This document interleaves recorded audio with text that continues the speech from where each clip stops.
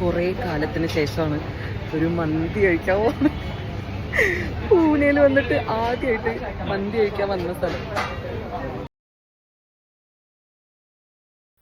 Work കഴിഞ്ഞപ്പോ ready ആവും, നമുക്കൊരു സ്ഥലം വരെ പോവാന്ന് പറഞ്ഞിട്ടേ കൊണ്ടുപോകുന്ന തന്നെ. അതെ, ഒരു ആരുടെ മന്തി കടയ്ക്ക് കഴിക്കാൻ പോകുന്നു? 35 കിലോമീറ്റർ.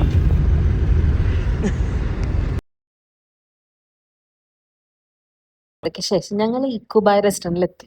ഈ ഇക്കുബായ് റെസ്റ്റോറന്റ് ആരുടെ അറിയോ? നമ്മുടെ മെസ്സി ഫാൻ്റെ യാദലിക്കയുടെ. എല്ലായിടത്തും മലയാളം. ഈ പൂനെയിലെത്തിയതിനു ശേഷം ഞാൻ ഈ മലയാളീസിനൊന്നും കണ്ടിട്ടില്ല. ഞങ്ങൾ ഏതോ കാട്ടുമുക്കിലാട്ടോ ഉള്ളത്. അങ്ങനെ അങ്ങനെ അങ്ങനെ കുറെ നേരം വെയിറ്റ് ചെയ്തതിനു ശേഷം ദേ ഒരു സാലഡ് എത്തി. ആ സാലഡിനാണെങ്കിൽ ഒടുക്കത്തെ ടേസ്റ്റ്. ഇനി വിശന്നിട്ടാണോന്ന് അറിയില്ല. പിന്നെ മുന്തിരി ജ്യൂസ് എത്തിയപ്പോ മുന്തിരി ജ്യൂസും കുടിച്ചു, പിന്നെ സാലഡും കഴിച്ചു, പിന്നെ മുന്തിരി ജ്യൂസ് കുടിച്ചു, പിന്നെ സാലഡ് കഴിച്ചു. അങ്ങനെ സാലഡ് കഴിച്ച് കഴിച്ച് കഴിച്ച് അവസാനം ആ സാലഡിന്റെ അന്ത്യം കണ്ടിട്ടേ ഞങ്ങൾ നിർത്തിയത്. രണ്ടാമത് അറിയോ തരുമോന്ന് അറിയില്ല. പിന്നെ പിന്നെ നമ്മുടെ മന്തി വന്നു, ഷവായി വന്നു. പറ്റൂല. ആ ചോദിച്ചത് കേട്ടില്ലേ, ലെഗ് പീസ് തരൂന്ന്. തരൂലായിരുന്നു, പക്ഷെ ചോദിച്ചല്ലേ എന്ന് പറഞ്ഞ് കൊടുത്തതാ.